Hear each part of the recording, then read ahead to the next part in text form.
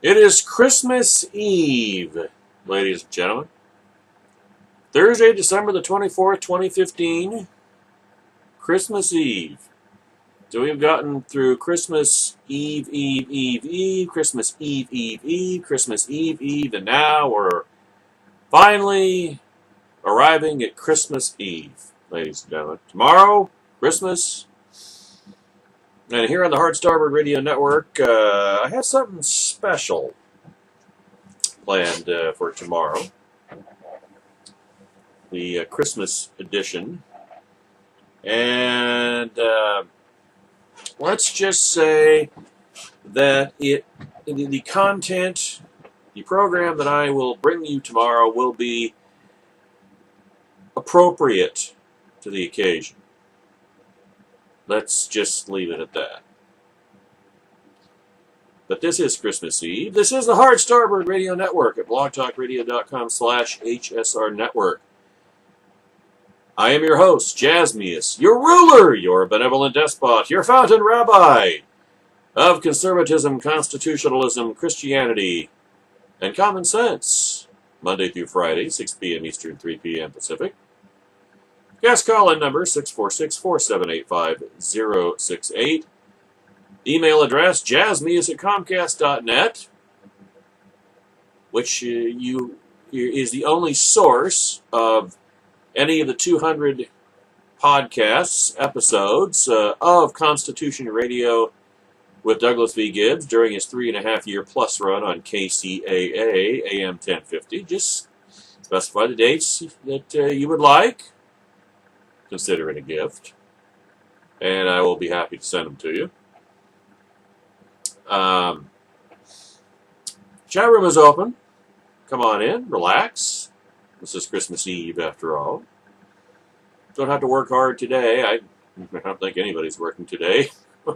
Certainly not anybody at Blog Talk Radio. I got the thing that keeps popping up on my studio tab saying, in observance to Christmas, our support will be, or support center, I think is what they're referring to, will be closed on December 24th and 25th. We will open Monday, December 28th at 10 a.m. Eastern Standard Time. And what they should say after that is Merry Christmas. They don't, but I don't use that other hateful expression, so. Hatefully unspecific. Hatefully ambiguous. I don't go in for that. And I don't do this, well, take it in the spirit in which it was given. Well, the spirit in which it was given is hateful. Merry Christmas. It's not that difficult to say. All right? Merry Christmas, damn it. And don't worry, we're going to be talking about that in hour number 2. But you will like and you will enjoy what I have in store for you tomorrow on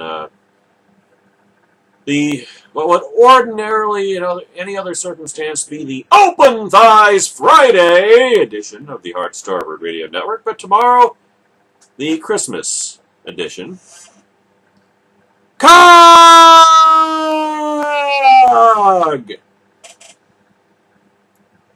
And apparently Tweety Bird came with him into the chat rooms. Merry Christmas to you, Cog. Merry Christmas! Yeah, Santa Claus and Bugs Bunny. What can I say? I'm large. I contain multitudes, but I'm not as large as I once was. Let's put it that way. So, I mean, as far as, Christmas shopping is concerned, I know it's just Christmas Eve. Oh, no, what am I going to get?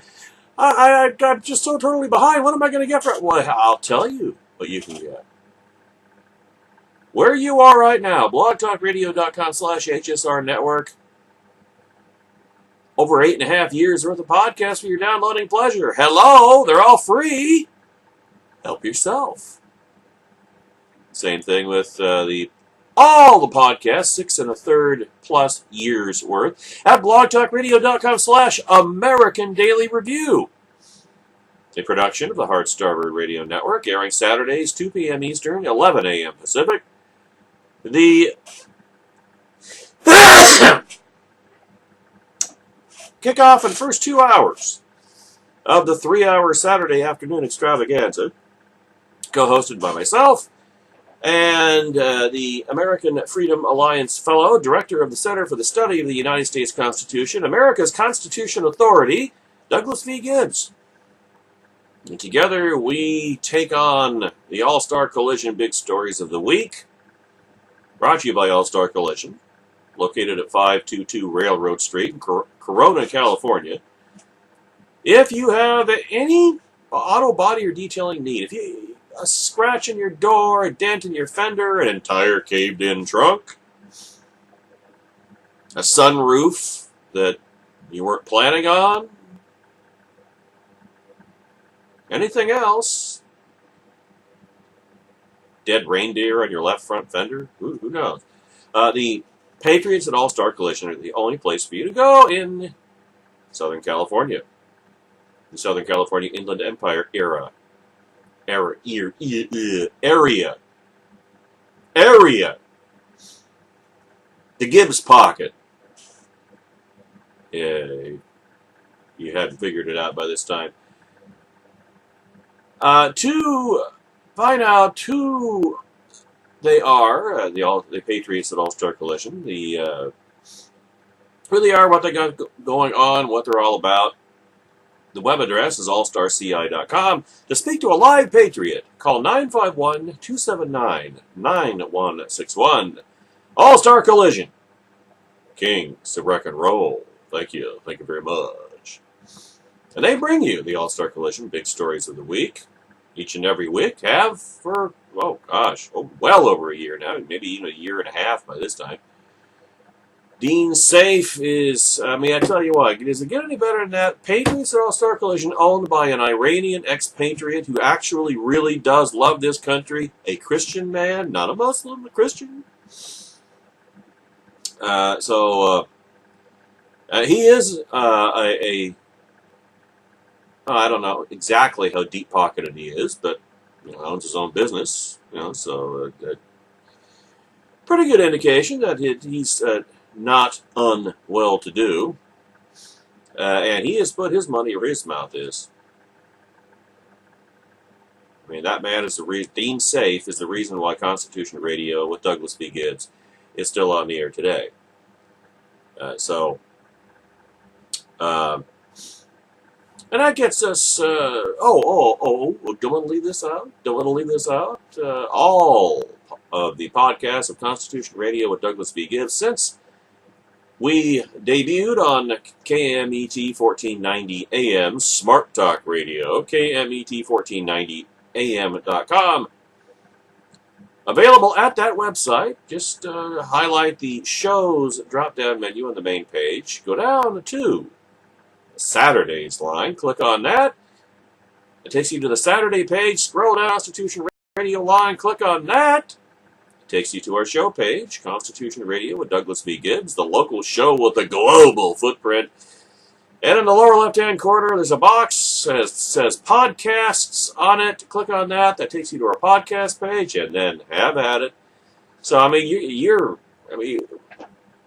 I tell you what, folks, the Hard Starboard Radio Network is your one-stop shopping destination. You will get wisdom. You will get entertainment. You will get all the aspects, the foibles of live internet and broadcast radio. Again, help yourself. And, of course, more in a different form is available at youtube.com/hardstarboardradio and youtube.com/American Daily Review 2. Watch, listen, subscribe, learn it, live it, love it. Because they're the best things going today. And just as a reminder, January 4th, 2016, Hard Starboard Radio airs live at PatriotInsightRadio.com. Yeah, that's right. Now, that's not saying that the Hard Starboard Radio Network presence here at blogtalkradio.com will go away. It will just take a different form. Rebroadcasts of our program on PatriotInsightRadio.com will air here at blogtalkradio.com/HSR Network the following day in the evening. Haven't quite decided exactly when, but I'm anticipating 8 p.m. Eastern, 5 p.m. Pacific. So, like, if you did not hear, like, let's say the Monday, January the 4th, 2016 edition, our debut on PatriotInsightRadio.com, then if you wanted to hear that, then you would go the following day to here at blogtalkradio.com/HSR Network at 8 p.m. Eastern, 5 p.m. Pacific, and you would hear what you missed the previous day. Or, after the end of the rebroadcast, then the podcast is right there. The podcasts are going to continue to pile up at blogtalkradio.com/HSR Network. It's just that the program will not air live here. It will air live on PatriotInsightRadio.com beginning, again, Monday, January 4th, 5 p.m. Eastern, 2 p.m. Pacific. So mark that down in your day timers, write it on the inside of your eyelids. I don't care. However you best remember it. Just don't lose your stylus, I guess you'd say. So I hope all of you have a very Merry Christmas tomorrow. And enjoy time with loved ones, as we will. And now intern Missius is back home until she can pile up enough money to move on and find a place of her own with her best friend. But that's anticipated to be a 6-month process at least. So for the first time in 4.5 years, intern Missius is home for a sustained period of time, longer even than over summer vacation. And of course, dear old Dad is over at the assisted living facility, 10 minutes from Hardstarver Galactic headquarters. So things are changing. But again, the biggest Christmas gift that I have received is that now I will, for real, no fooling, be a professional talk radio host. Technically, but still. It makes ends meet, that's all I care about. Well, not that I wouldn't mind, building on that, but, what is important is what is important. We must never lose sight of it. It's like Tony Stark said when he opened the Stark Expo at the beginning of Iron Man 2. He said, "It's not about us. It's not about us. It's about legacy. It's about what we leave behind. And it's about the lives we've touched, and Christmas is funny that way in that, we think in terms of, it's the only time of year in which we think in those terms. Giving is better than receiving. For us to give, somebody has to receive. That's kind of the logic of it, but we only think about that this time of year. Why don't we think about that the rest of the year? Well, that's a good question. Good question. Maybe that's why some people like to listen to Christmas music all year round. Just as a reminder, hopefully. But as I say, 2016, I'll tell you this about 2016, and I've said it before in different contexts. 2016 is going to be a cataclysmic year in this country. Now, the details of that, couldn't tell you. It could be from so many different directions, so many combinations that stock market crash, economic collapse, terrorist, mass casualty terrorist attack, maybe with weapons of mass destruction, a Sino-Russian attack on the United States, an Iranian attack, nuclear attack on Israel. There's just so many different ways, and that's not even taking into account what might happen internally. 2016 presidential election. Will it take place? Will there be one? Will Barack Obama get his bookend final crisis to exploit to cancel the 2016 election and decree himself a third term? I don't know. I'm not talking about what do they call that?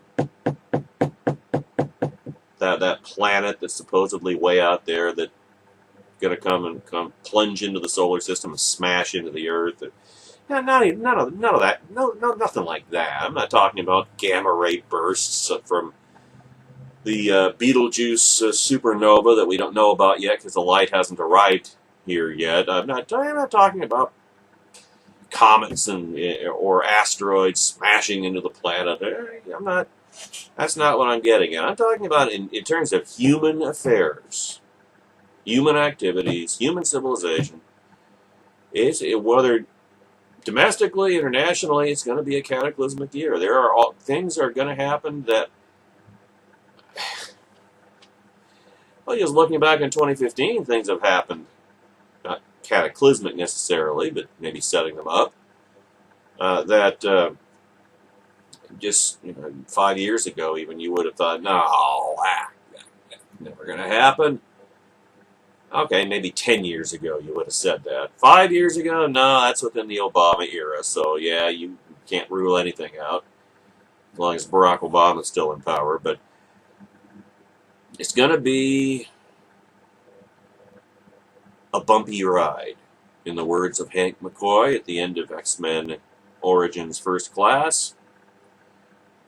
And I get to chronicle it at PatriotInsightRadio.com, ladies and gentlemen. So, hey, the 21st century Jeremiah's got to eat too.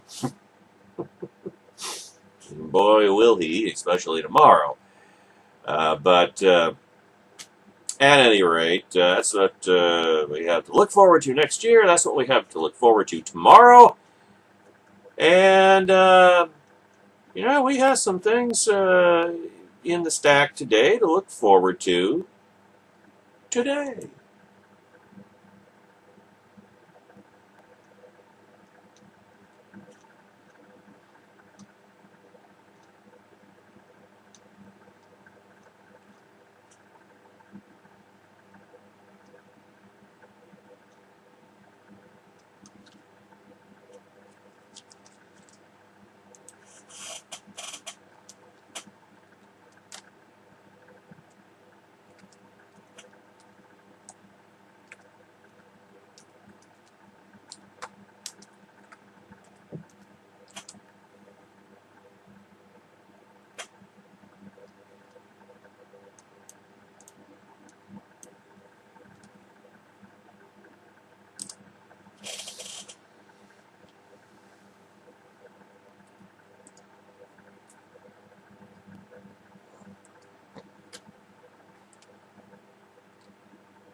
Well, some of you may have read the novel 7 Days in May. It was written back in the 60s, I think. I read it when I was in high school. And it was the story of what amounted to a military coup here in the United States. And the pattern, obviously it was written by a left-wing nut who thought, who believed, who just took it for granted that if America ever got a president like Barack Obama, that, naturally the military-industrial complex would just overthrow him. And the story of President, much like Barack Obama, ideologically, philosophically, just starts dismantling. And this is during the Cold War, remember. just starts dismantling the U.S. military, just mothballing the Navy and disbanding the Army and even the Marines, and getting rid of the Air Force and scrapping our entire nuclear arsenal and so on. It absolute suicide, just absolute national suicide. And so the Joint Chiefs of Staff, the military heads, military chiefs, just decide, we can't do this. This president is a mortal threat to national security. He's acting in a treasonous manner, and so they just took matters into their own hands. Now, of course, was it legal? No. Congress. That's why Congress is given the power of impeachment under the United States Constitution to impeach the president for high crimes and misdemeanors, which treason is included. Treason is specifically mentioned and defined in the Constitution. And of course, the coup d'état is not successful, or they chicken out, or they don't go through with it. But and then everyone lives happily ever after. When of course, in reality, the country would have been conquered by the Soviet Union in probably a matter of days, because they would get the strategic nuclear drop on us, and that would be all she wrote. And it's never happened in real life, which is not all that terribly surprising. Hasn't even happened in real life over the past 7 years. When, if it was ever going to happen, that's when it would have. From January 20th, 2009 onwards. Now, this isn't quite, okay, it isn't remotely close to that, to a 7 days in May situation. But let's get back to that Sun Tzu quote we were talking about yesterday. And I quote, "If you know the enemy and know yourself, you need not fear the result of 100 battles. If you know yourself but not your enemy, for every victory gained you will also suffer a defeat. If you know neither the enemy nor yourself, you will succumb in every battle." Well, by this metric, the reason why Barack Obama is losing the war, quote-unquote, against ISIS is because he does not see them as an enemy, and therefore isn't really fighting them. Whereas he may or may not see Bashar al-Assad as an enemy, since Assad is an Iranian stooge, and Obama definitely doesn't see the mullahs as enemies. But he wants everybody else to believe that he sees Assad as an enemy, in an ongoing effort to make everybody forget his Red Lines El Foldo fiasco from 2 years ago. Hence the constant but ever-eroding rallying cry, "Assad must go." Now, the truth is that ISIS and boy Assad, while fighting each other, are both enemies of the United States. And therefore, any strategically effective American war in Syria has to have as its objective the complete liberation of the country from both the Islamic State and the Assad regime. Something that was possible 2 years ago, when we were poised to do just that, but which was squandered when the one instead punted the whole kit and caboodle to Vladimir Putin, who, not surprisingly, has now partially occupied the country himself, making the aforementioned strategic goal of liberating Syria impossible short of a fifth world war. War on terror being the Fourth World War, and the Cold War being World War III. Just so you keep everything straight. That's how I look at it. But ISIS is still fair game, presumably. Though, of course, Barack Obama obstinately refuses to do what it will actually take to defeat them. Reinvade Iraq with tens of thousands of U.S. ground troops. insisting that local forces do that fighting for us, even though only the Kurds have proven capable of defending themselves, and even they lack the ability to go on the offensive against the Islamic State, since Obama, seemingly paradoxically, won't arm them.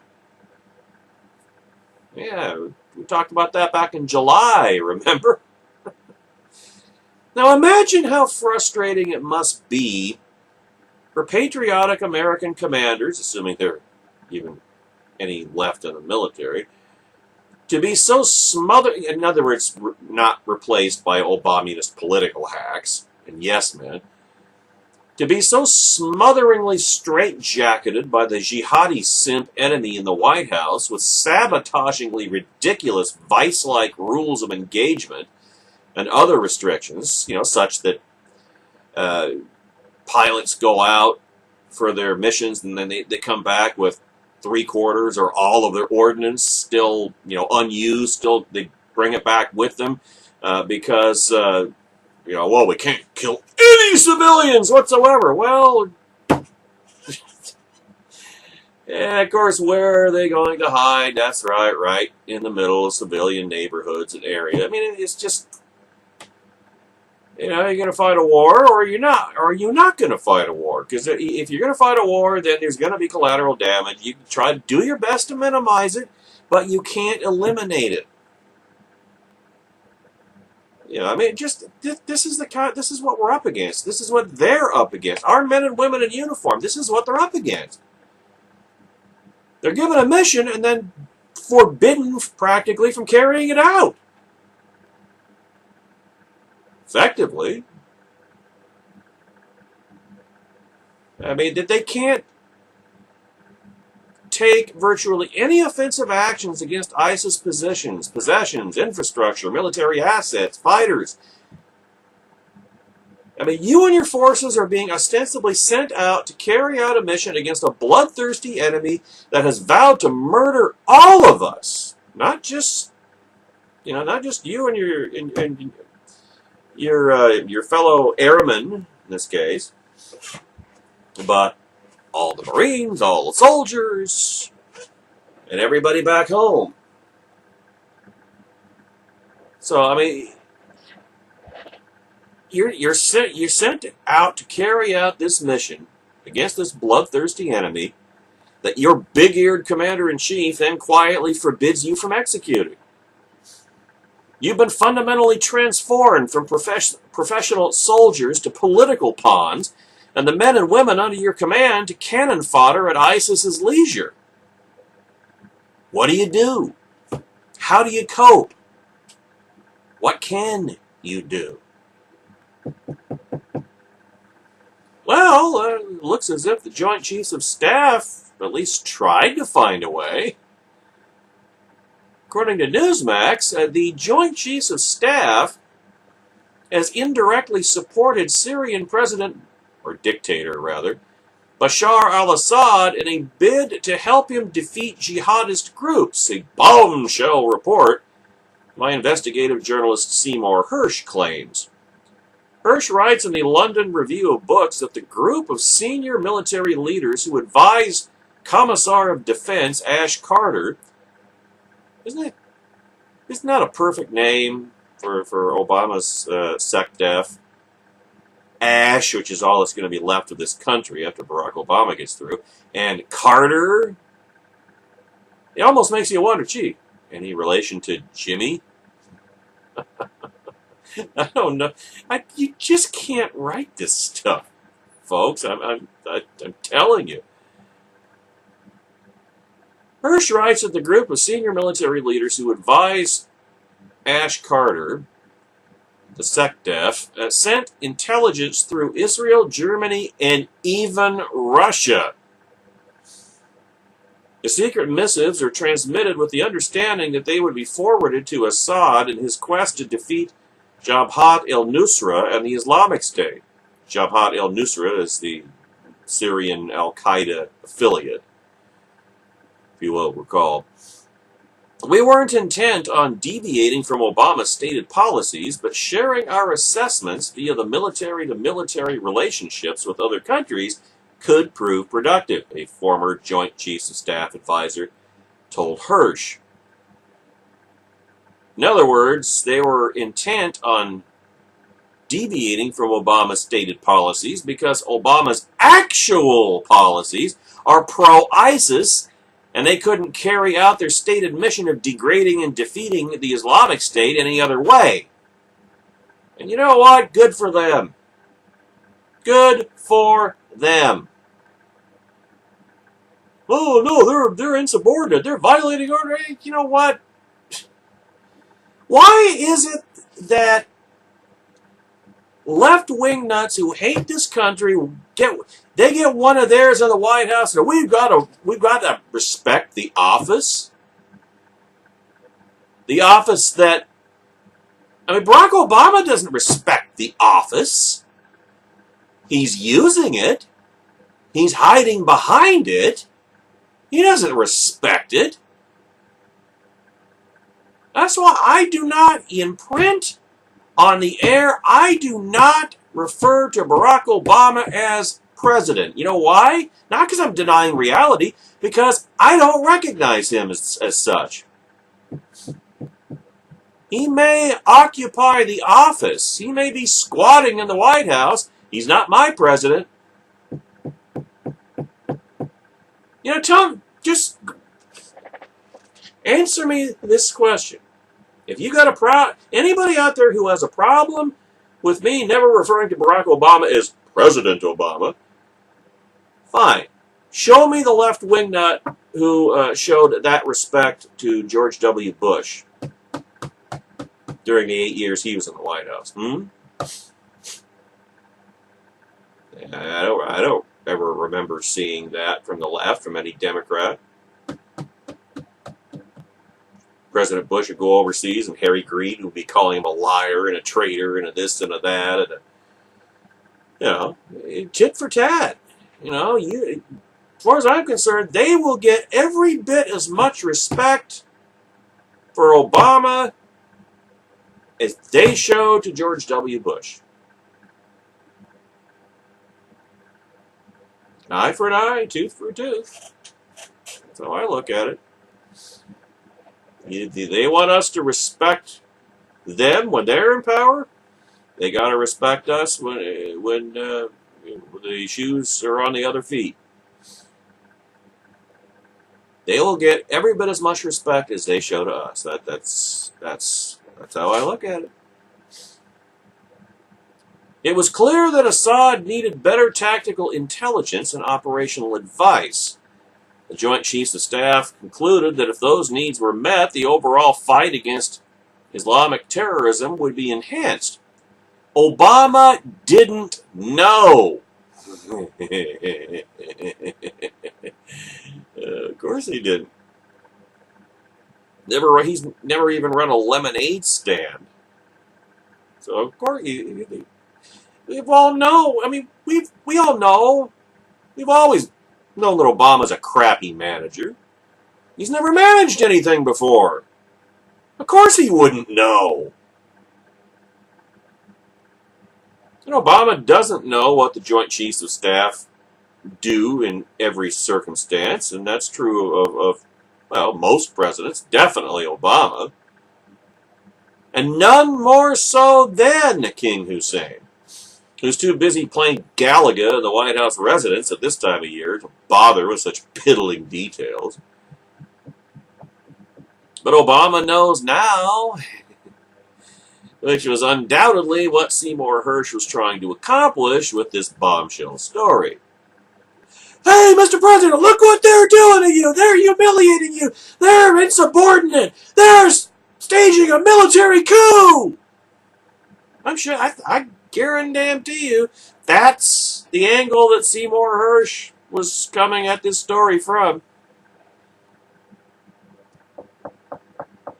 So, will Obama fire the whole Joint Chiefs of Staff en masse, or will they retire piecemeal over the next few months? Because we know how vindictive this man is, how thin-skinned, how anything you cross him in the slightest, Revenge! And what will be Ash Carter's fate? Yeah, that's worth contemplating. Since he apparently didn't know anything about this circuitous intelligence sharing either. It's not often that malevolence and incompetence collide in quite this way. But it will be fascinating to see how the inevitable Obama raging temper tantrum will retributionally manifest itself in the coming days and weeks. I've got the popcorn already popped. And I don't even like popcorn. Yeah, that and the frosty beverage, you know. Oh, well, I mean, if somebody has popcorn and you know how you can get those tins of like buttered popcorn and caramel popcorn and cheesy popcorn. You know, if someone has that sitting out, I'll grab a handful, but I don't popcorn for myself. I don't.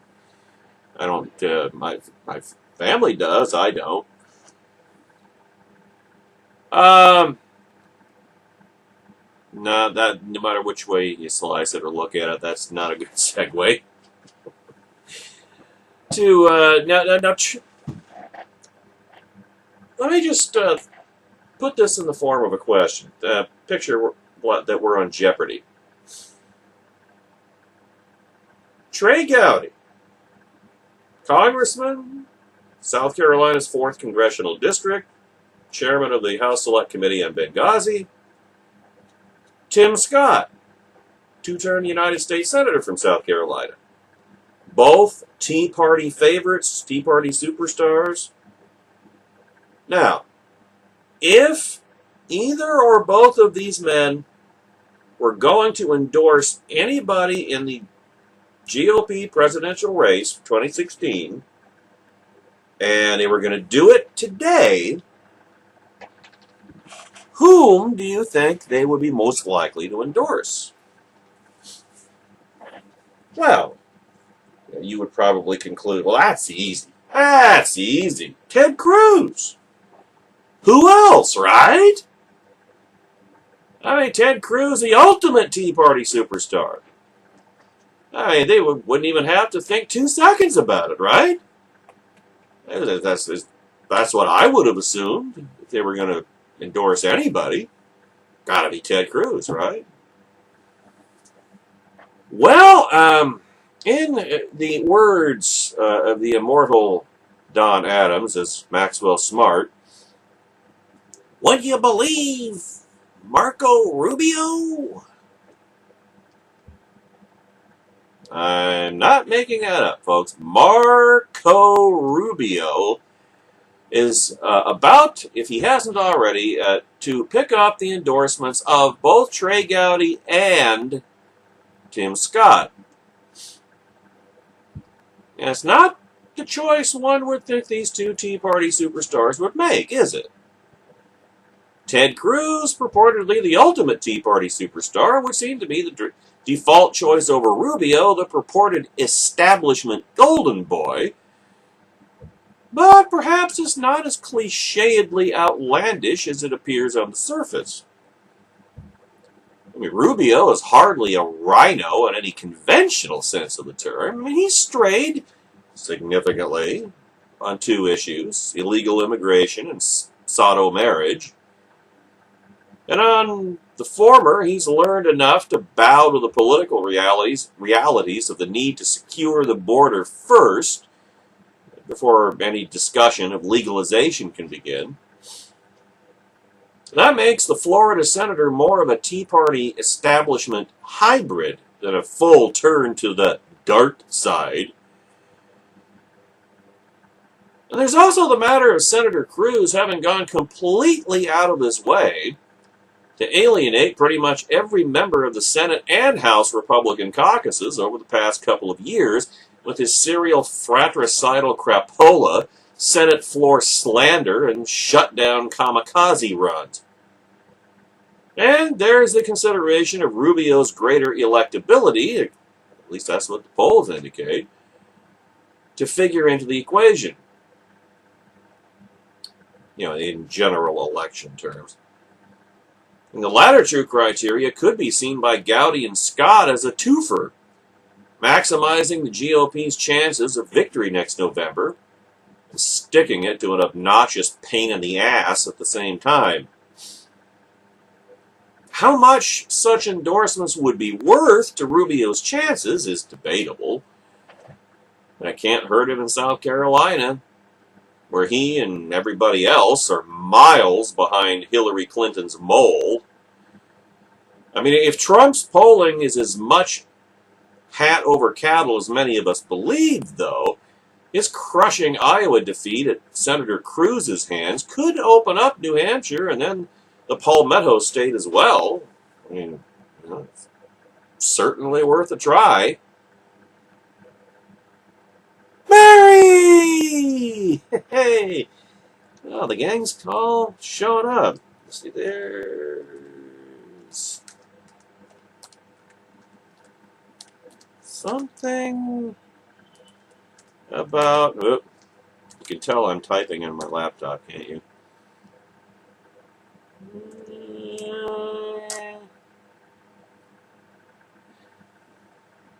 Welcome, welcome. Merry Christmas to one. Merry Christmas to all.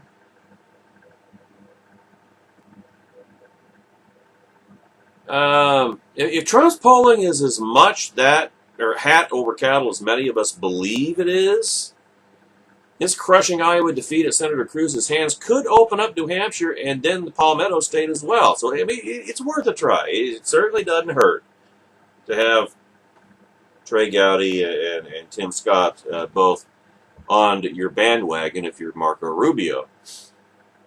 And in case there's any lingering doubt about the congressman and the senator hopping aboard Equipo Rubio, their team Rubio, they're both doing events with him, and Gowdy is dropping hints the size of near-Earth objects, such as, quoting a nationalreview.com, while Gowdy said, "I typically don't endorse people," and downplayed the impact of such an endorsement, he said his appearance on the trail with Rubio was not for nothing. The fact that Timmy and I, Senator Scott, are here on a Saturday in a place where neither one of us lives probably should tell you something. Indeed, it should. Will Tea Partiers interpret that something as being along the lines of, "Gowdy and Scott have sold out! They're nothing but filthy rhino turncoat cockroaches!" Well, near future time will tell, I guess. And it will be potentially highly cynically entertaining to find out.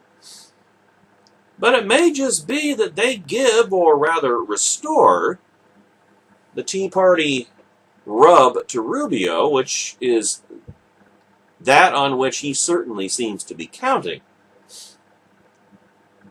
Now, of course, the effect will be completely spoiled if Lindsey Graham endorses right-wing Desi as well, a prospect in which the latter, Senator Rubio, had also better be acutely aware and preemptive measures taken, like, say, with a restraining order for starters.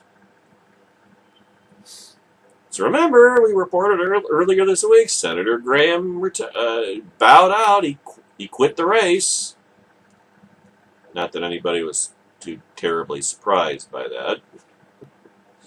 Now I'm going to set up this next item in the stack, by saying that. One other GOP also-ran, who was an also-ran from the day he jumped into the race, that being former Arkansas Governor Mike Huckabee. He's saying that if he doesn't finish in the top 3 in Iowa, he's done. So, so Graham is already out. Huckabee's, technically he'll be in the race for another month, but he's pretty much out because he is at 2.3 3% in the RCP average, Real Clear Politics. So Huckles is not going to finish in the top 3 in Iowa. And just not going to happen. So now the question that I have is, why can not Ron, Freudian slip, I guess. Yeah, it's not like there's a whole lot of difference anyway, not even genetically. Why Rand Paul cannot take that same hint. And it's not like I haven't chronicled this from the beginning. Rand Paul got into this race way back in April, right after Ted Cruz did. I mean, Cruz got in late March. Rand Paul jumped in early April, I guess because he felt like, whoa, Cruz was stealing his thunder. He had to beat him to the punch. He had to catch up, or whatever the motivation was for the timing. And we know why Rand Paul is running for president, to provide his father the vicarious triumph that he could never secure for himself. But from the day Rand Paul jumped into the race, I have been scornfully skeptical. I don't write about it constantly, because, Rand Paul's not in the news constantly like, not Ted Cruz, Donald Trump so often is. When on the day back in early April when Rand Paul got in, I wrote a piece at politicalpistachio.com saying, well, he's doing it for his dad. He's going to be about as successful as his dad was, and I don't know why he's bothering. He should focus on retaining his Kentucky Senate seat. And then on June 2nd, I believe, I wrote, quote, at politicalpistachio.com, which begs the rhetorical question of whether Senator Paul believed that he could hide his congenital umbilical to his father's loopy ideas as a Romulan Trojan horse within the GOP long enough to actually make it all the way to Cleveland next summer. And the bona fide question of why he thought that possible when he has now conclusively proven that he does not possess anywhere near that level of discretion. Rand Paul is a libertarian ideologue, small l, and might as well be large, or capital L as well, and he wears it proudly, like a hair lip. Which is fine for him, but not when you need the open wallets of the party in which you're concealing yourself in order to vicariously fulfill your progenitor's lifelong dream. Senator Paul is spouting the usual line of cash-strapped long-shot candidates. He's counting on small dollar donations raised primarily online from outside the usual Republican circles, particularly from college-aged voters with a distaste for military engagement and others who put civil liberties at the front of their concerns. Or, in other words, people without very much, if any, disposable income. Or instead of tapping proven gushers, Rand is trying to squeeze a whole bunch of little dry wells. Running an unconventional campaign without cash, but on a highly energized live wire shoestring. Yeah, well, good luck with that, Senator, because you're going to need as much good fortune as you lack in your campaign bank account. Remember how Barack Obama also had such a campaign in 2008? He also had $1 billion in which for it to wallow naked. Then on July 21st, I said the following. As I've said many times, Senator Paul is running in the wrong party. His non-fiscal domestic policies are capital L libertarian, i.e. moral and social issues like abortion and sodom marriage, on which he's squishy at best, and border control, at least he was until a year or so earlier, because he was anticipating running for president. And his neo-isolationist foreign policy is Democrat through and through. Neither makes him any kind of fit for the Republican presidential nomination, to say nothing of his lack of a resume, but those two respective policy bents are fundamentally incompatible, so he had no choice but to infiltrate the GOP under deep cover and try to put them over here. He failed, doubled down on that failure, and now he's got empty campaign coffers and, for all intents and purposes, the same narrow base his dad did, which never got him anywhere. The result is a mid-single-digit polling ceiling and effective irrelevancy, with no practical way to change it. And then we fast forward to October 15th, just a little over 2 months ago, when it was so obvious that even one of Rand Paul's biggest supporters, Eric Erickson at redstate.com, finally said, you know what, Senator, it's time to pull the plug. Take it out behind the barn and put it out of its misery. Concentrate on holding your Senate seat next year. Well, Rand has never succeeded in raising more than a comparative pittance. Heck, one of his super PACs has already gone toes up, and the head of the other has been indicted. And while I'm the first one to acknowledge that money isn't everything in a political campaign, it sure as heck isn't irrelevant to it either. Remember the Pevensey principle. Numbers do not win a battle, sire. No, but I bet they help. Senator Paul doesn't have and has never had the numbers, and he's gotten curb stomped. The reason he hasn't gotten the numbers is because he went out of his way to alienate those from whom the numbers come.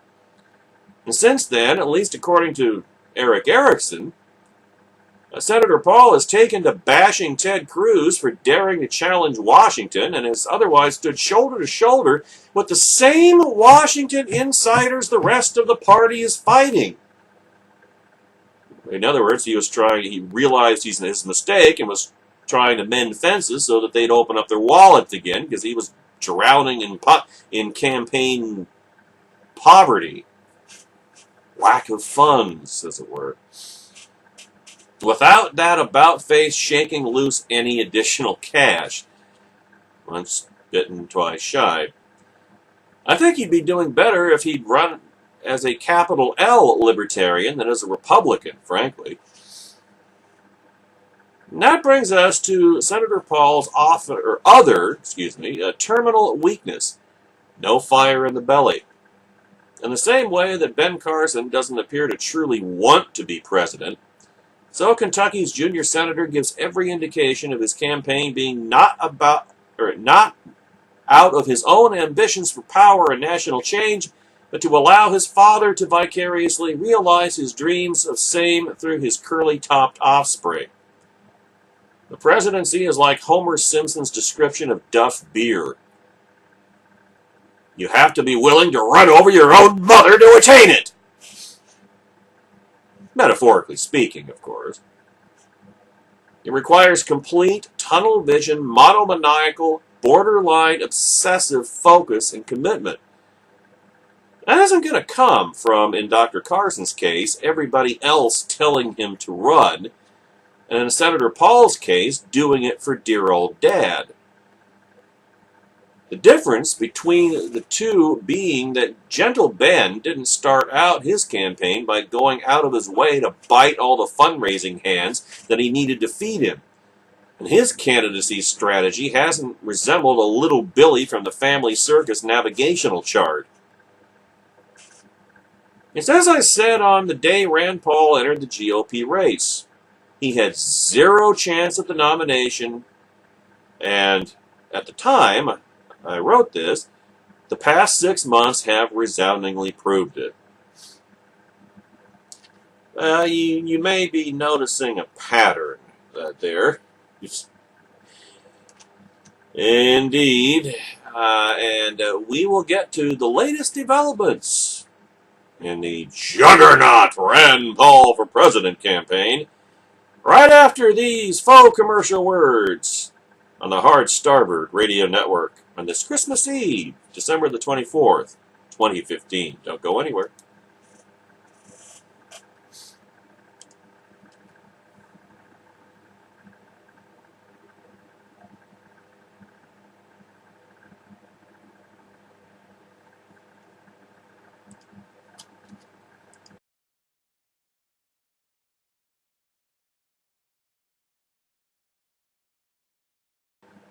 Hour number 2, the final hour before Christmas. By the way, how does Santa get around the planet to deliver 2.2 billion toys in the space of, what, 8 hours? It's obvious. He's got transporter technology. It's the only logical explanation. Now, to conclude, we set the table for how the Rand Paul for President campaign was doomed from the start, never had a chance. It was a daddy quest. And like I said, before the break, you may have noticed a pattern. And I mean, this is what Red State's Eric Erickson said 2 months ago. Quote, Rand Paul, this was an interesting run, and I am a fan of yours, but your campaign is a bloody embarrassment that needs to be taken out back and put out of its misery. You know, capped like old Yeller.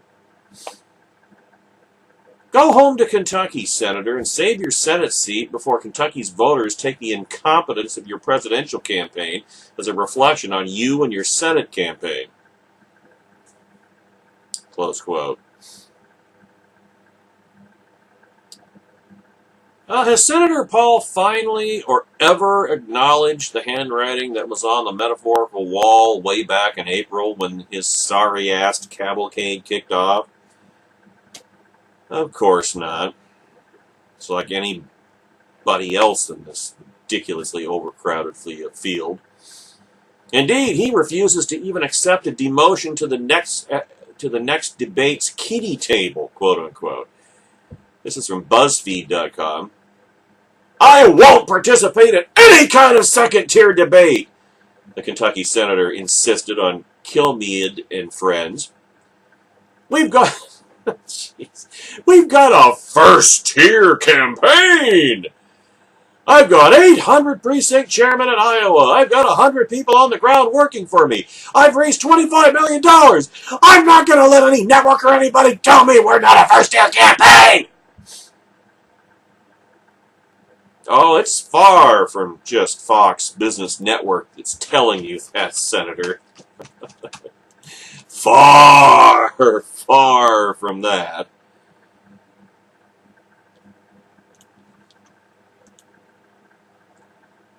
If you tell a campaign with 3 weeks to go that they're in the second tier, you destroy the campaign. This isn't the job of the media to pick who wins. The voters ought to get a chance.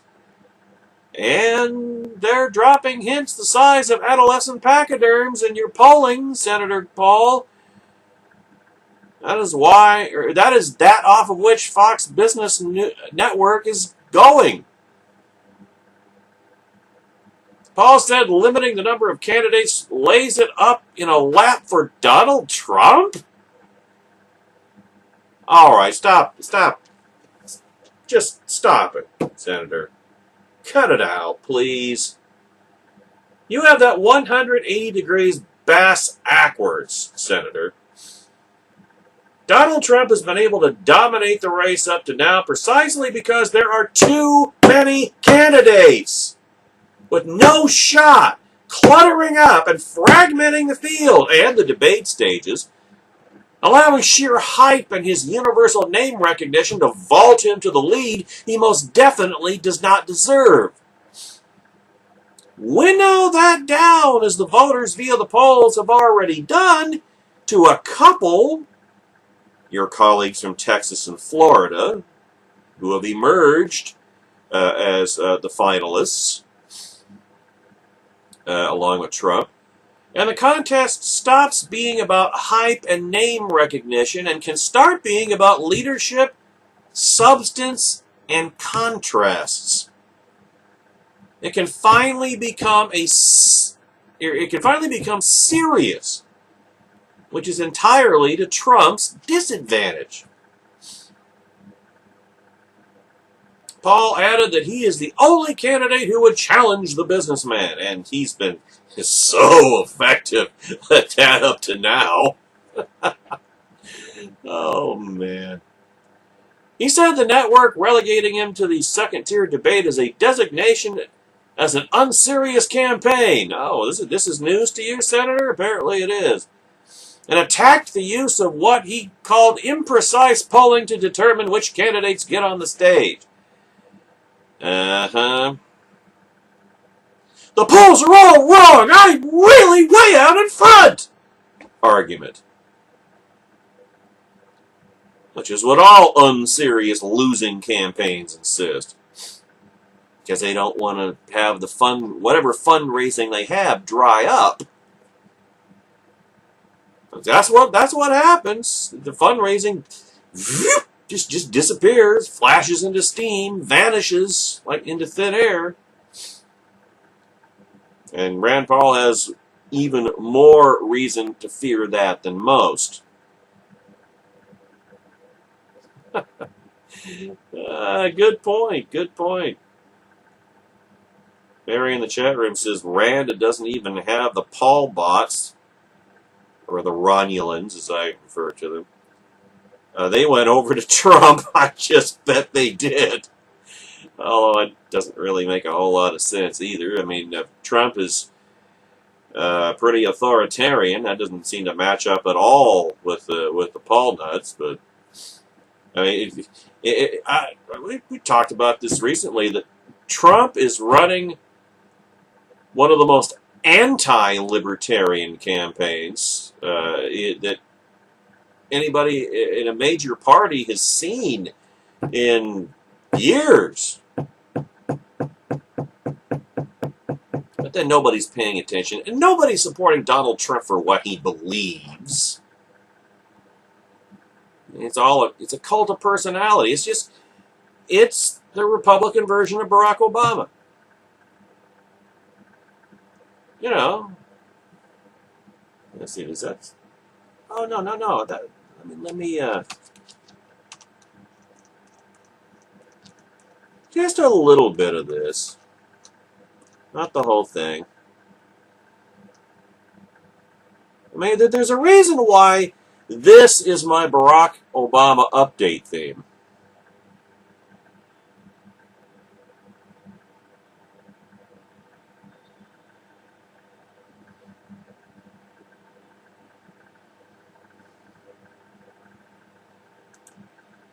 There is a reason why that's the Barack Obama update theme, and Trump is just the Republican version of it.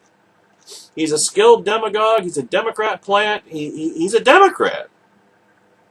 He's a Democrat, but and we've talked about this before. Who was it who talked Donald Trump into entering the Republican presidential race? Bill Clinton. Think that was any accident? I don't think Trump is smart enough to realize that he's a mole for Hillary Clinton, but one of my dad's catchphrases applies here. You're going to find out. He's going to find out. Let's remember some core truths about polling, Senator Paul. Other than under 72 hours from the actual election, any specific poll numbers are indeed far from gospel, and even those can be off. Asked Kentucky Governor Jack Conway. Oh, wait a minute, he lost, didn't he? Polls had him up, high single digits, and Tea Party Republican Matt Bevin turned out to win, and by, I think it was 7 percentage points. It was like 53% to 46%. Just totally blew the prevailing polls out of the water. So, of course, nobody's saying that polls are necessarily scrupulously accurate. But they are useful in terms of trends. What the direction, what is the direction of the race? What is the direction of a candidate? So you go trending upward, trending downward, treading water. And in a dreadfully overcrowded race like the GOP presidential nomination scrum has been pretty much all year long, this boils down to a two sides of the same coin question. One, have you been a flavor of the month? And two, are you the most recent flavor of the month? In other words, at any point over the past, in Rand Paul's case, 8 months, have you had a single significant polling surge? And if so, when did it take place? Ben Carson, for example, shot to the moon in August and September. And he was the front runner through Halloween or so. Then the ISIS attacks in Paris and San Bernardino struck, and all of a sudden, having a meek rookie at the helm of the ship of state didn't look so appealing anymore. And his campaign has collapsed to where, well, Rand Paul's has pretty much always been. More recently, Ted Cruz and Marco Rubio have wafted up, mainly on Dr. Carson's lost support, and Cruz is now co-front-running with the pompadoured slumlord and may be uniquely positioned to siphon off his support and let George Will go back to sleeping at night. He's not the only one, believe me. That meets both of the above criteria. But Senator Paul, his campaign has never gotten off the bottom, never even been out of single digits. It's even more pathetic than that of Jeb Bush, because at least Jeb, one, had an actual distance to fall, and two, did manage to raise serious coin, over $100 million, for whatever good it's done him, which isn't much. The truth, and the irony, is that Rand Paul does not belong on either debate stage, period. And he doesn't want to hear it. Quote, I frankly just won't be told by the media which tier I'm in. And we're not willing to accept that because we're a first-tier campaign. We are! And we're in it to win it! Yes, we are! We're in it to win it! And we won't be told that we're in a tier that can't win! Well, it doesn't matter what you will or will not accept, Senator. The numbers will make that determination, and they already have. And if you try to crash the main debate, I imagine Fox Business Network will have security backstage guarding the doors. It's sad, really. I don't dislike Rand Paul. I like Rand Paul. I just don't think he's presidential timber. I think how many times have I said it, folks? Hearing the very act of hearing somebody deliver a speech or hearing somebody on the radio, and you agree with them 100% down the line, bam, bam, bam, bam, and you're nodding your head, you're pumping your fist, and you say, that guy should run for president. Oh, really? That does not make somebody presidential timber. I mean, all of you out in Heart-Starboard Nation, you do the head nodding and the fist pumping, you do that every day. Do you listen to this program? That doesn't make me presidential timber. Agreeing with somebody, that's the beginning of the process. Not the end. I mean, why is Ben Carson in the race? Because he's at the National Prayer Breakfast 2-3 years ago, he stood up and he said something that Barack Obama didn't like, challenged Barack Obama to his face. And after that, he became a Tea Party hero, a Tea Party superstar, and everybody for 2 years or more was telling Ben Carson, you need to run for president. You need to run for president. Well, now we're seeing why that wasn't such a good idea. Every person I hear that I agree with 100%, I don't necessarily think, wow, that person needs to run for president. Because so much more is involved in being qualified for president than just, oh, I agree with that person. It's not an entry-level job. And why anybody thinks it should be, I don't get it. Just don't get it. I mean, it's sad, really. Like I say, I don't dislike Rand Paul. I like Rand Paul. He's just not presidential timber. I mean, it's sad. I don't know that I've ever seen a more strident display of delusional denial, frankly. It fairly shrieks, methinks he dost protest too much. It's the kind of foot-stomping tantrum that oftentimes precedes an intervention. I wouldn't be surprised if Paul drops out of the race before or not too long after New Year's Day. You know, it's just like that. It sounds, that's what it sounds like. It sounds like when you're insisting that what isn't true is that stridently, it's like you're trying to convince yourself. You're not trying to convince anybody else. You're trying to convince yourself, the person between your ears, that you know, you're trying to make yourself believe it. And I don't think even Rand Paul does. Not from this level of stridency. Asked about high viewership for the undercard debate, Paul said it was about the perception of not being a competitor. It's the kids' table. At that table, you're not considered to be a competitor, Paul said. Not considered to be having a chance. In the words of Mr. Spock, precisely. Although the 6 Fox Business Network is looking at for the main event are still too many, frankly, as Ben Carson, Jeb Bush, and Chris Christie aren't going anywhere except home either, in addition to Trump and Cruz and Marco Rubio.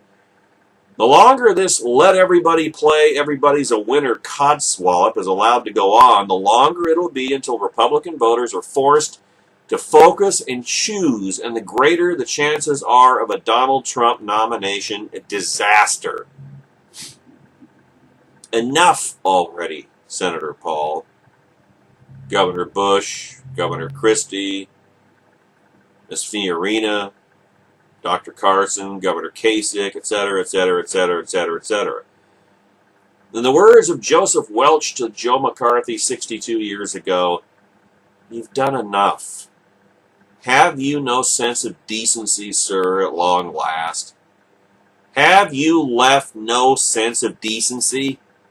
In the name of God, go! Or, if you prefer, the noted political philosopher, the late Dandy Don Meredith, who said, "Turn out the lights, the party's over. You know that all good things must end."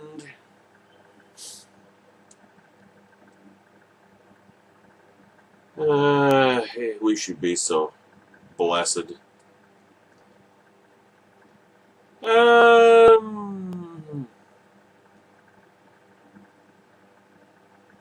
want to dump this one. Yeah, I think I do. I think I'll punt this last stack item because I want to get to the 2 National Review pieces. One of which is the title item in the stack today. Oh, no, you want to find out. Okay, here we go.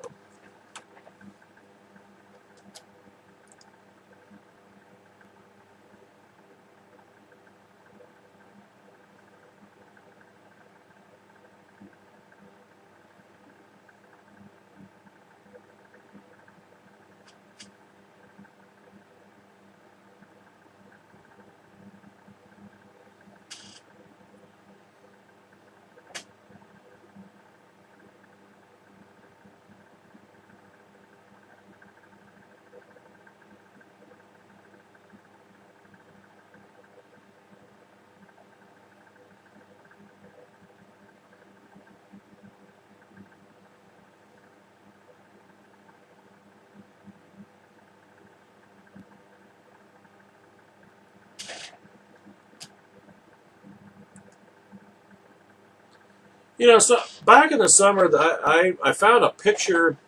Apparently, Donald Trump and Rand Paul went golfing once. They were in the same foursome at some golf event. And now, you don't necessarily know how tall these people are when you see them on TV. Like, we know that Jeb Bush is fairly tall. He's over 6 feet tall. And Marco Rubio, he's a little guy. He's not very tall at all. Ted Cruz is average height. Well, Rand Paul he's not far from being a midget. Especially the picture that I saw, he was standing right next to Donald Trump. Now, Donald Trump is he's about my height. He's about 6'1" or so. And I'm telling you, not Trump, but Rand Paul, he didn't even come up to Trump's armpit. I mean, I thought, is Rand Paul standing in a sand trap or something? I mean, is Trump standing on the golf cart? I mean, it can't. The height difference can't be that much. Apparently, it is. You know what they say about who are you going to pick to lead the platoon? Well, we'll interview each and every one of them, and we'll evaluate them and all their skills. I got a whole list of skill criteria to use, and then you're going to pick the one that's tallest. Yep, that's right. Well, it's not good enough for George Will. I saw this morning. I said, I got to get this on the show today.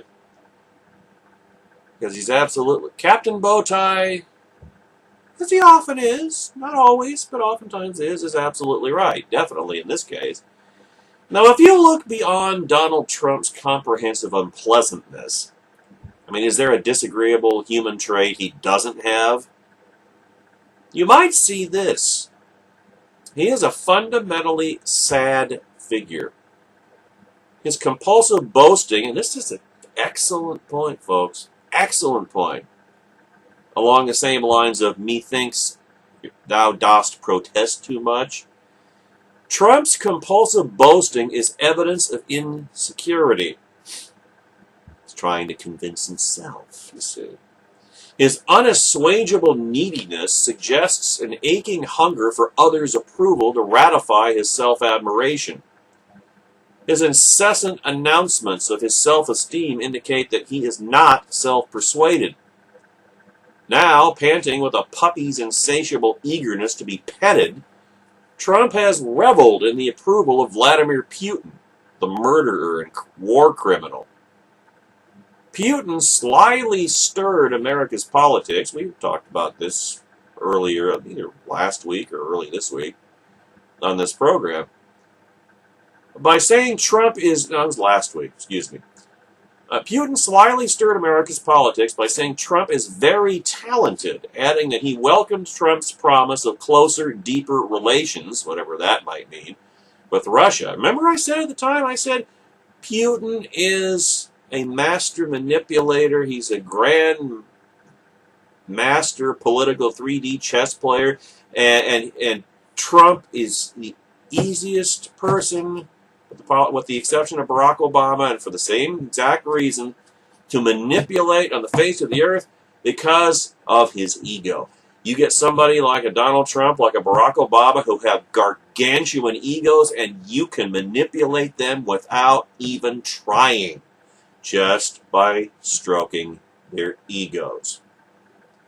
Just like if you stroke something else and you get a specific result. You know inevitably you're going to get that specific result. Well, same thing here.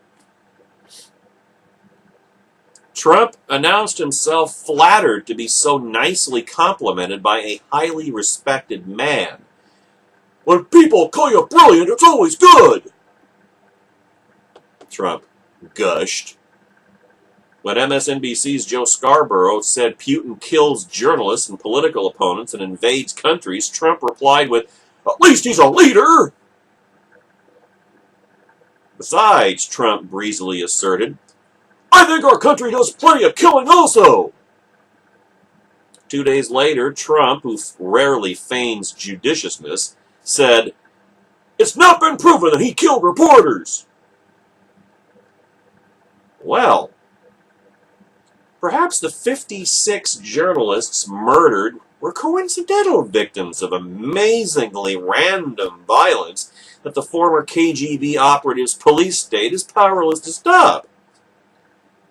It has, however, been proven, perhaps even to Trump's exacting standards, that Putin has dismembered Ukraine.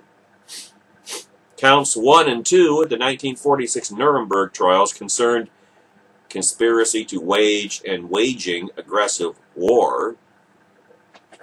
After all, until now, Trump's ever more exotic effusions have had an almost numbing effect. Almost. But by his embrace of Putin and by postulating a slanderous moral equivalence, Putin kills journalists, the United States kills terrorists. What's the big deal? What's the difference? Trump has forced conservatives to recognize their immediate priority. Now, certainly, conservatives consider it crucial to deny the Democrat Party a third consecutive term controlling the executive branch. Extending from 8 to 12 years, its use of unbridled executive power would further emancipate the administrative state from control by either a withering legislative branch or a supine judiciary. But first things first, conservatives' highest priority now must be to prevent Donald Trump from winning the Republican nomination in this, the GOP's third epochal intra-party struggle in the last 104 years. In 1912, former President Theodore Roosevelt campaigned for the Republican nomination as an explicitly communist platform. Having failed to win the nomination, he ran a third-party campaign. Well, progressive, it's the same thing. He ran a third-party campaign against the Republican nominee, President William Howard Taft, who had been TR's protege, and the Democrat nominee, New Jersey Governor Woodrow Wilson, another progressive, i.e. communist, who that November would become the first person elected president who was deeply critical of the American founding. Constitution, ladies and gentlemen. Teddy Roosevelt shared Wilson's impatience with the separation of powers. In other words, he had authoritarian instincts. Papered over by moral supremacist mindset, which both men considered an 18th century relic incompatible with a properly energetic executive, i.e. tyrannical. Espousing unconstrained majoritarianism, remember democracy is the transition stage to socialism, mob rule. Teddy Roosevelt favored a passive judiciary deferential to elected legislatures and executives. He also endorsed the powers of popular majorities to overturn judicial decisions and recall all public officials. Taft finished third, carrying only Utah and Vermont. But because Taft hewed to conservatism and was supported by some other leading Republicans, for example, Senator Henry Cabot Lodge, one of Teddy Roosevelt's closest friends, and Elihu Root, Teddy Roosevelt's Secretary of War and then Secretary of State, the Republican Party survived as a counterbalance to a communist Democrat Party. In 1964, Barry Goldwater mounted a successful conservative insurgency against a Republican establishment that was content to blur and dilute the Republican distinctiveness that had been preserved 52 years earlier. Goldwater defeated New York's Governor Nelson Rockefeller for the nomination, just as Taft had defeated TR, the former New York governor himself. Like Taft, Goldwater was trounced. He carried all of 6 states. But the Republican Party won 5 of the next 7 presidential elections. In 2 of them, Ronald Reagan secured the party's continuity as the custodian of conservatism. In 2016, A Trump nomination would not just mean another Democrat presidency. It would mean the loss of what Taft and then Goldwater made possible, a conservative party as a constant presence in American politics. It is possible Trump will not win any primary, and that, by the middle of March, our long national embarrassment will be over. But this avatar of unfettered government and executive authoritarianism has mesmerized a large portion of Republicans for 6 months. The larger portion should understand this. 104 years of history is in the balance. If Donald Trump is the Republican nominee in 2016, there might not be a conservative party in 2020.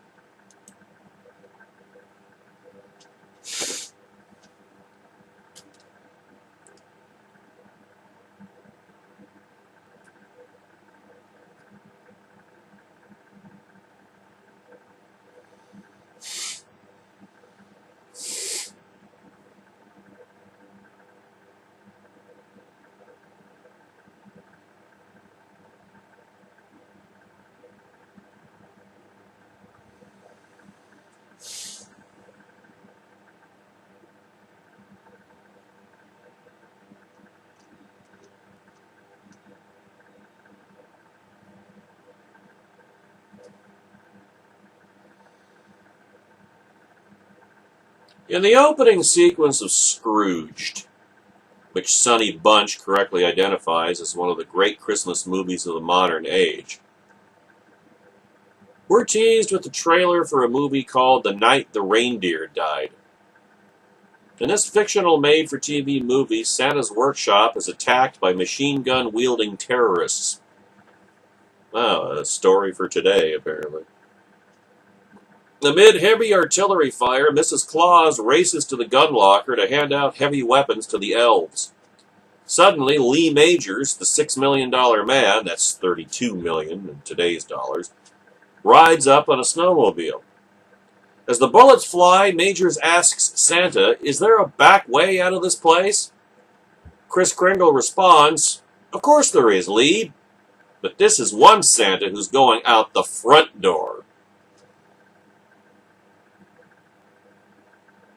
Majors nods silently in admiration of Santa's grit, but he warns St. Nick, "Look, it don't matter a hill of beans what happens to me, but the world couldn't afford it if anything happened to you. Now you stay put." "Aw, that's very nice of you, Lee," Santa says gratefully. He then adds, "And Lee, you're being a real good boy this year." Majors then sets off on his death-dealing way to vanquish the enemies of Yuletide. "Eat this!" he grunts as he mows down the Santa-sacking psychos with his modernized handheld Gatling gun. Now that's my kind of war on Christmas. Alas, today's actual war on Christmas, which has become for cable news an annual ritual, is merely another one of those metaphorical wars, like the wars on women, poverty, cancer, global warming, history, energy, religion, and science. I'm sure I'm leaving a few dozen out. Of course, metaphorical doesn't mean fictional. The war on poverty is, or was, a real thing. It just wasn't a war. You know.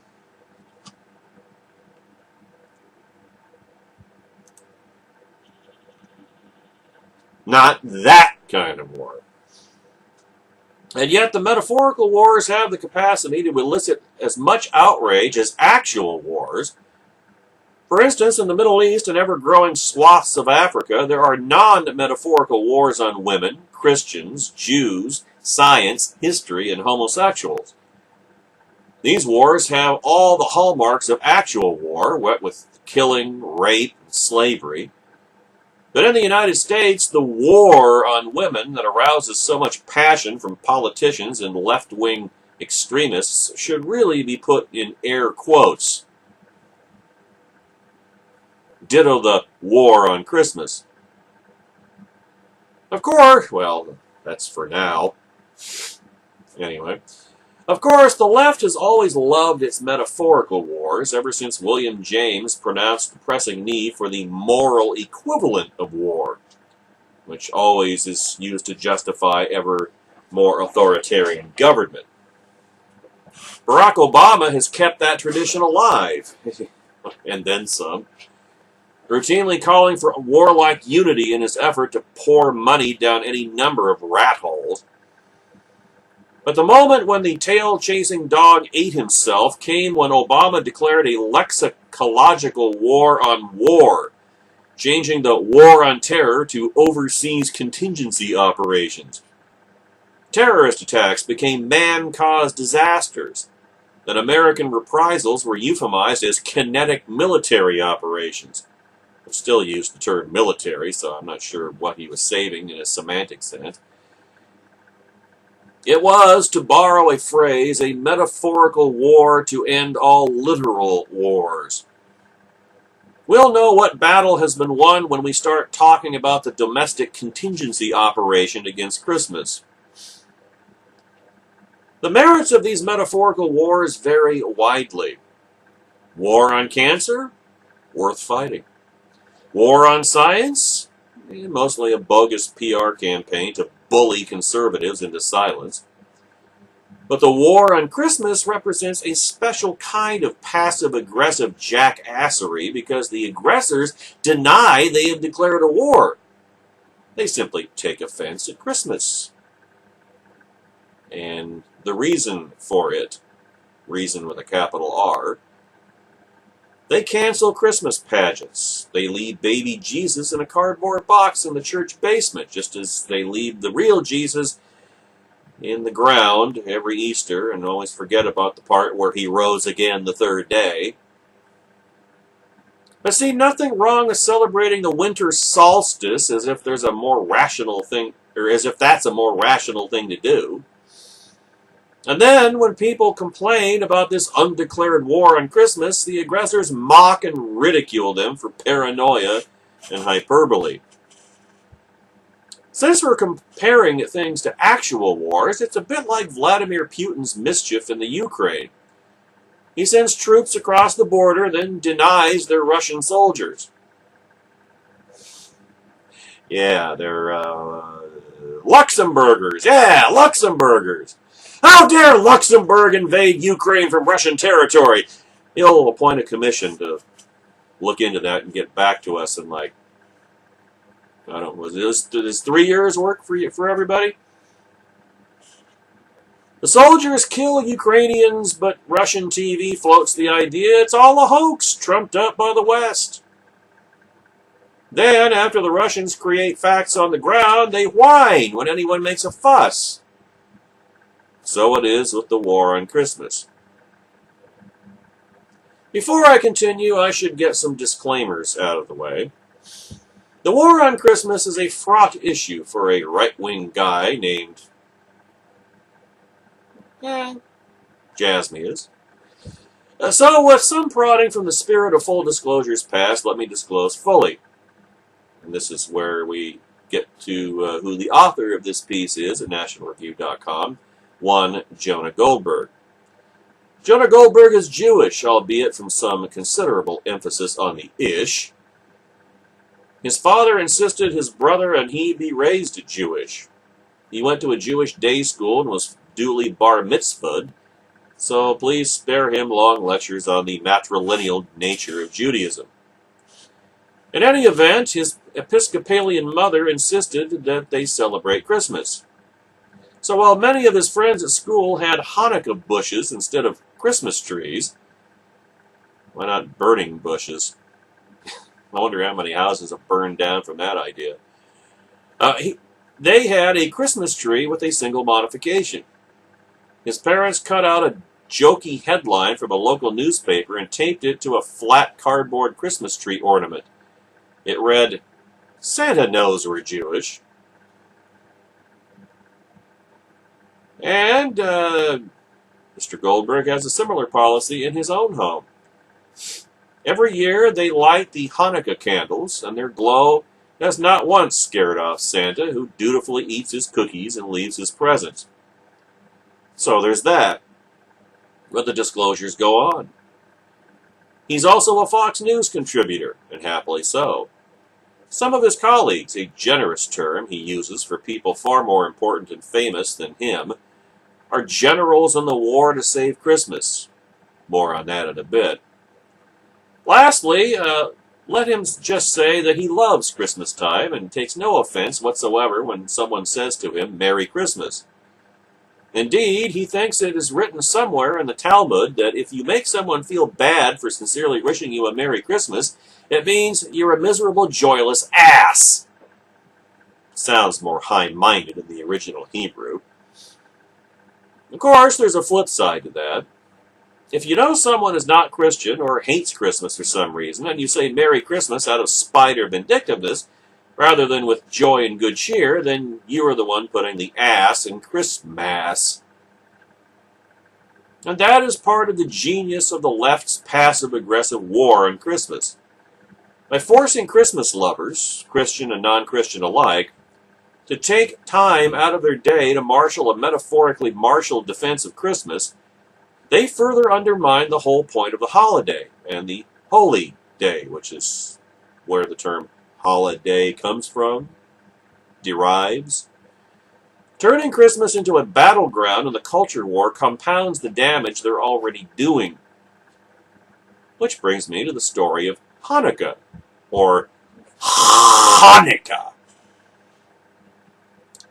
in a really forced and contrived kind of way. Alexander the Great, in Yiddish, Alexander he could be worse, conquered Palestine.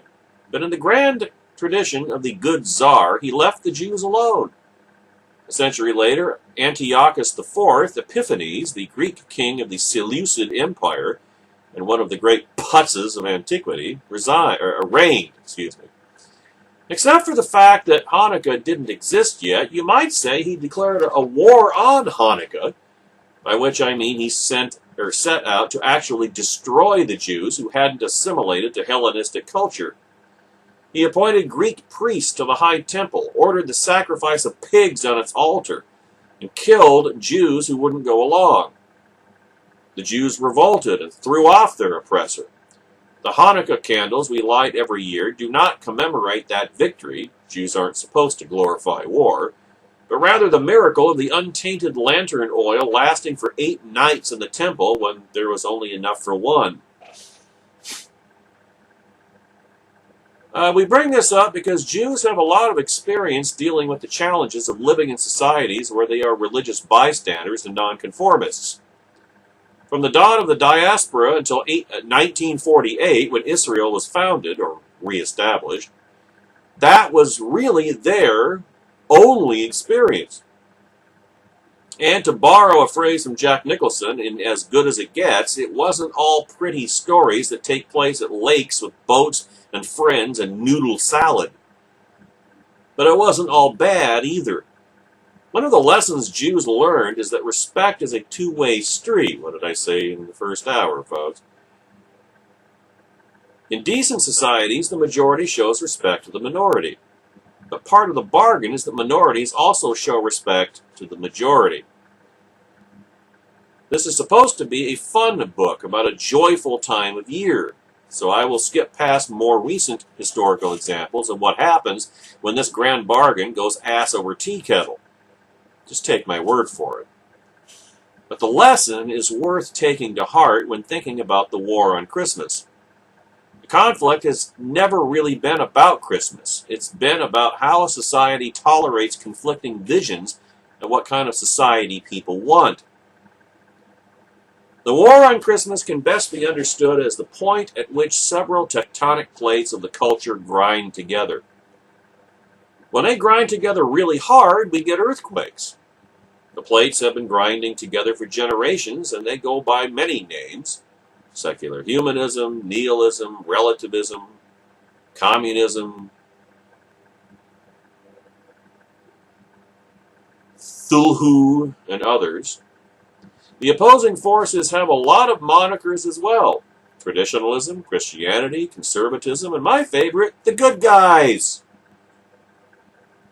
Christmas just happens to be one of the places where the good guys and Thulhu fight on ground really favorable to the good guys. That's because, properly speaking, Christmas should be about as controversial as puppies, kittens, motherhood, and scotch. Just one of those things everyone agrees is a good thing. Indeed, that's the underlying assumption among Christmas's cable show champions. Christmas used to be something that united us. Not anymore, thanks to the secular humanists, multiculturalists, and other killjoys. And that's absolutely true. Christmas was uncontroversial for a very long time. And then it was. Then it was uncontroversial, and so on. That's because Christmas is, in fact, older than cable TV. There's no mention of Jesus' birthday in the Bible. Indeed, for Christianity's first few centuries, it was a non-issue. Perhaps because when the Romans are feeding you to lions, figuring out Jesus' birthday is a relatively low priority. Death, specifically Jesus' death, was a much bigger deal theologically. In fact, early Christian writers mocked the Romans for their pagan habit of celebrating birth anniversaries. Jesus' birthday only became a priority for the church when people started to believe he wasn't a real person, but a spirit or some such, according to the aforementioned Christmas scholar, Stephen Nissenbaum. Real humans are born, not invented, Al Gore notwithstanding. The church reckoned that celebrating Jesus' birth would be a good way to underline the fact that he was born flesh and blood, born of a woman, but miraculously conceived by the Holy Spirit, of course. If you want to know that Jesus was a real human being, just like every other human being, Nissenbaum explained, not just somebody who appeared like a hologram, then what better way to think of him being born in a normal, human, humble way than to celebrate his birth? The iconic creche and manger scenes so associated with Christmas didn't become commonplace until the 13th century, but of course they're based on the gospel accounts in Matthew and Luke. As for December 25th, the internet, among other sources, tells me in a fairly unified voice that the date was picked because it was aligned with numerous pagan holidays associated with the winter solstice. We've all heard these theories before, and while scholars can debate around the edges, it doesn't seem like anyone truly disputes the notion that Christmas co-opted a whole lot of Germanic and Nordic traditions. The iconic Santa is more inspired by Odin than by the Turkish St. Nicholas, and the Christmas tree has its historical roots in the Saturnalian practice of bringing holly into the home. Still, long after Christianity had routed the pagans, Christmas remained controversial. The Puritans had huge problems with it. Because the holiday takes place in winter, when there's not much for farmers to do, it became a kind of spring break in the 16th and 17th centuries. In England, a country with a long and honorable tradition of looking for reasons to get drunk, the 12 days of Christmas became the kind of bacchanalia that would have made a great backdrop for a Damsels Gone Wild video series. Philip Stubbs, a 16th century Jerry Falwell, decried this hedonism in his pamphlet, The Anatomy of Abuses. Quote, "That more mischief is that time committed than in all the year besides, what masking and mumming, whereby robbery, whoredom," here's a word for you, "murder and what not is committed. What dicing and carding, what eating and drinking, what banqueting and feasting is then used. More than in all the year besides, to the great dishonor of God and impoverishing of the realm." That wasn't the only problem with Christmas. Protestants didn't like the way Catholics observed the holiday, and vice versa. In England, the extravagant Christmas parties thrown by Catholics were seen, as PJ mentioned, as uncouth. The trappings of popery and rags of the beast, two fantastic names for an ultra-montane punk rock band.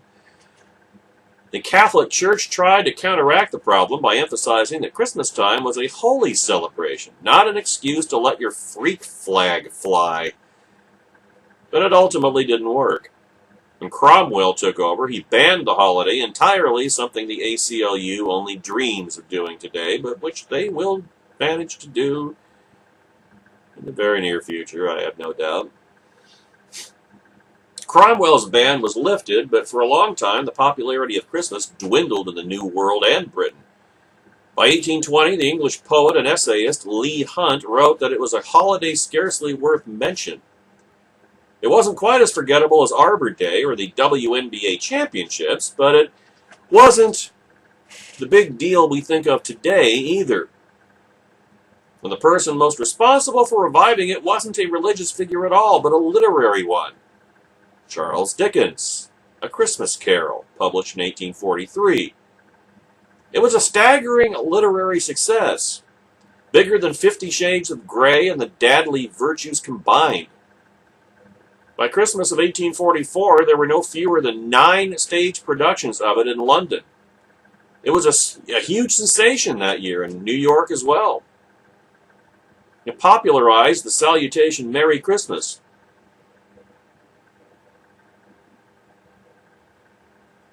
One critic proclaimed, "If Christmas, with its ancient and hospitable customs, its social and charitable observances, were ever in danger of decay, this is the book that would give them a new lease. The very name of the author predisposes one to the kindlier feelings."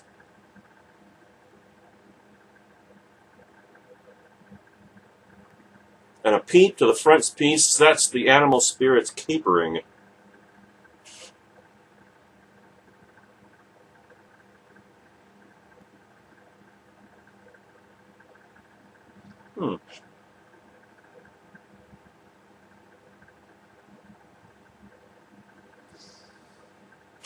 There's a fascinating debate about how religious A Christmas Carol really is.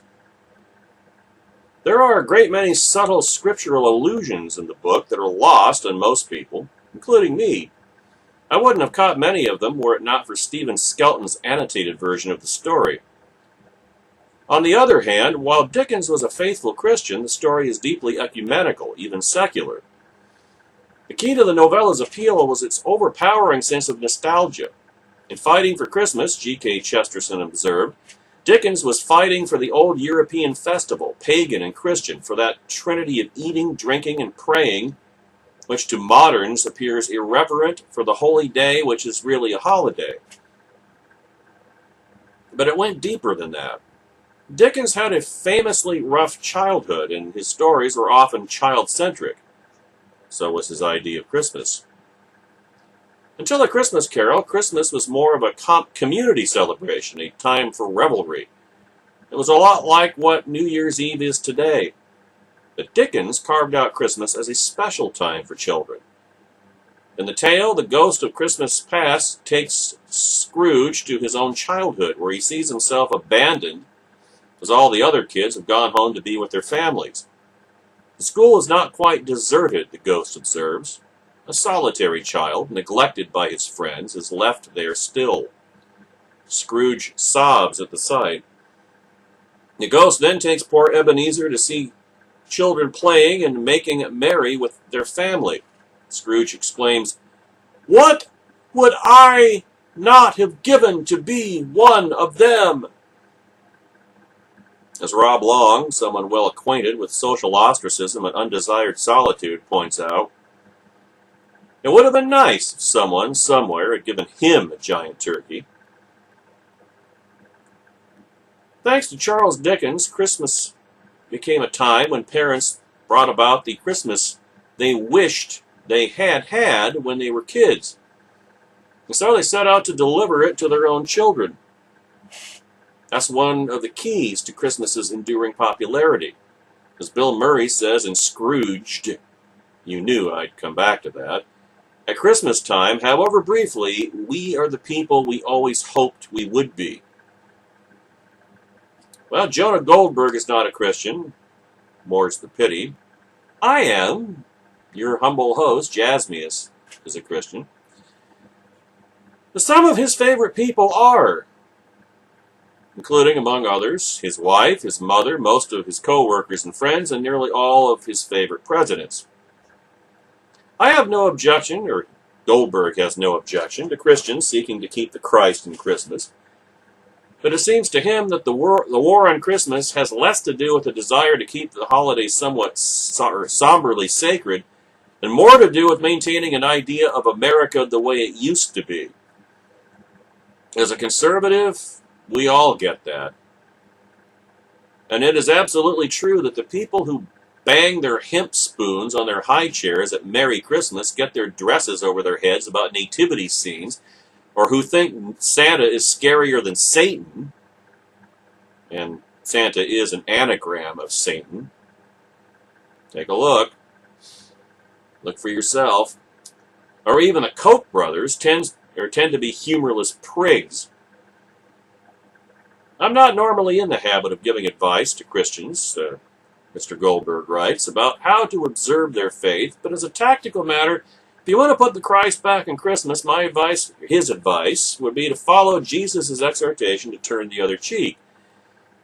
Well, only to a certain point. The best offense against humorless prigs isn't countervailing humorless priggery. It's good cheer. Well, that's a good point.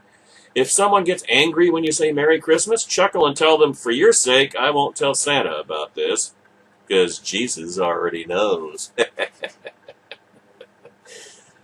This is just as good a time as any for a brief top-of-the-hour break here on the Hard Starboard Radio Network. We're into the podcast-only third hour, and then we will return to finish up this, you could call it a Christmas story even. We'll be right back.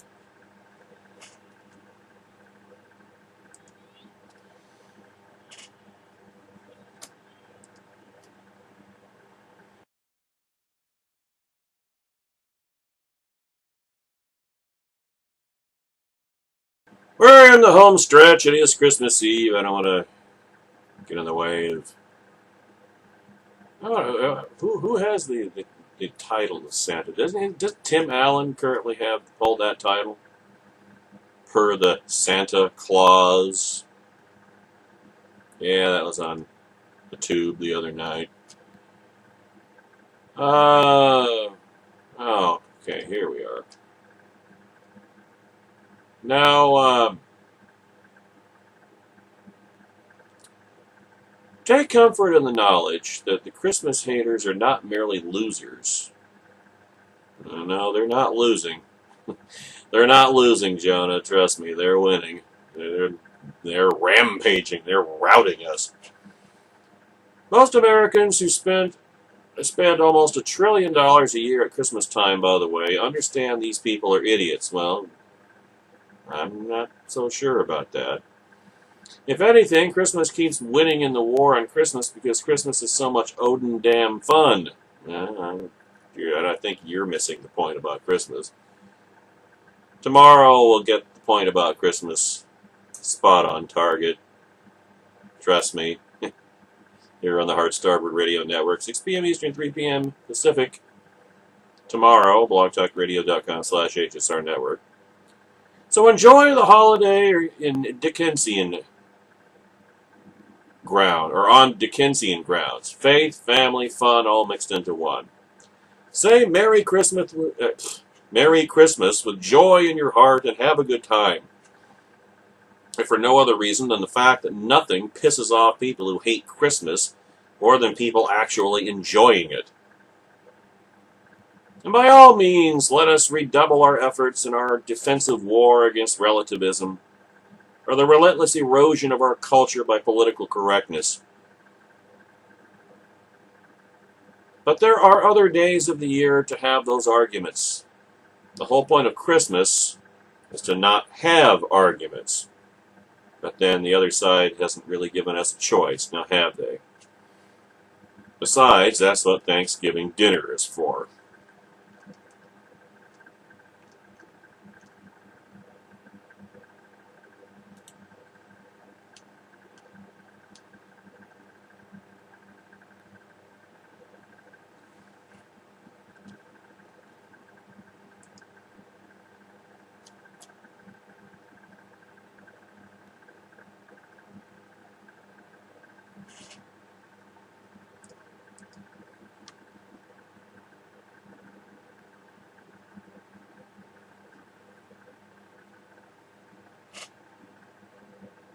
Well, all I can say, folks, as I said at the top of the program, have a very Merry Christmas. Enjoy yourselves. Have a blessed time with family and friends. But never, ever forget who the reason for the season really is. Whether Jesus was born on December 25th or early spring, which biblical scholars and historians tend to believe. Whenever Jesus' birthday was, we celebrate it tomorrow. And he's the reason for the season. Some 2,000 years ago, God invaded this planet as a little baby. The hypostatic union, the virgin birth. The Holy Spirit came upon Mary, who was a 13, 14-year-old girl. Remember the culture and the times, ancient times that we're talking about here. And said, the Holy Spirit will overshadow you and overcome you, and your child will be divinely conceived. And you shall bear a son. You shall name him Emmanuel, meaning God with us. Jesus, Jesus. Joshua in the original Hebrew. And he will save the world by submitting to it. Because on him, all the sins, past, present, and future, of everyone who ever had lived, was living, and ever would live, will be put on him. That's why he came the first time. And that's what we celebrate tomorrow. More about that tomorrow on the Christmas edition, very special edition, of the Hard Starboard Radio Network, 22 hours from now, 6 p.m. Eastern, 3 p.m. Pacific. blogtalkradio.com/HSR Network. Merry Christmas, folks.